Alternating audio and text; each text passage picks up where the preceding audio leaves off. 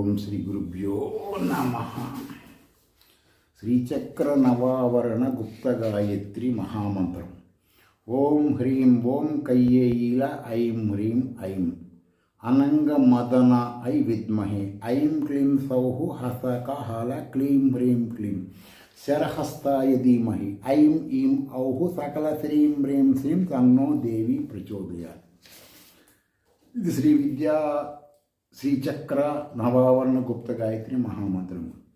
ముఖ్యమైన విషయం ఏంటంటే ఈరోజు తెలియజేసేది యోని ముద్రకు మంత్రం చెప్పకుండా వేరేది చెప్తున్నాను. ఏమని? దయచేసి కామెంటుల్లో వాటిల్లో మీరు నన్ను ఒక ప్రత్యేకముగా పొగడతో పెట్టద్దు. నేను నర పశువుని మాత్రమే. నాకు దక్షిణామూర్తి యొక్క పేరు ఉచ్చరించటానికి కూడా అర్హత లేదు. కాబట్టి నన్ను ఒక సామాన్య మానవుడిగానే మీరు భావించండి, కానీ ప్రత్యేకమైనటువంటి శృతి ప్రామాణిక మంత్ర దేవతలతో నన్ను కంపేర్ చెయ్యొద్దు.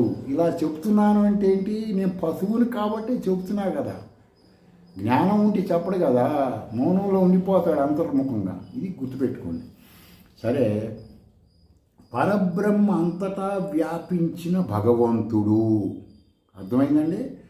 సూక్ష్మమైన పరబ్రహ్మను జీవాత్మ అంటారు. ఆ పరబ్రహ్మ యొక్క పదార్థమైన రూపమే మానవ శరీరం. దానికి సూక్ష్మ రూపం అగ్ని. పదార్థ రూపమైన శరీరాన్ని అన్న కోశం అంటారు. ఇందులో ప్రాణమయ కోశం ఉంటుంది.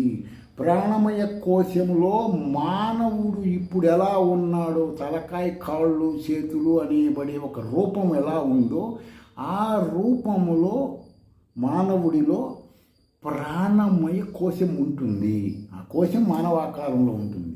కాబట్టి ఇక్కడ ప్రత్యేకంగా ఒకడు వాడి కర్మలను బట్టి, ప్రారబ్ధ, సంచిత, ఆగామి అనే కర్మలను బట్టి, బిఫోర్, బిట్వీన్, ఆఫ్టర్ చేసినటువంటి వర్కులు, పనులు, క్రియలు, కర్మలు, దానిని బట్టి వీడి యొక్క ప్రవర్తన జరగటం జరుగుతుంది. కానీ శృతి ప్రామాణికముగా జీవాత్మ అంటే పరమాత్మగా భావించాలి. మీరట చెబుతారండి ఈ మాట. ఎవరు చెప్పిన మాటలు అంటే తైత్రీయోపనిషత్తులో ఉంటుంది ఈ మాట. మీరు వెళ్ళి చూసుకోండి, అర్థమైందండి? కాబట్టి ఎవరు కూడా కామెంట్లో కూడా ప్రత్యేకంగా పెట్టద్దు, పొగడవలసిన అవసరం లేదు. రెండొచ్చేసి ప్రతి ఒక్కడు పరమాత్మ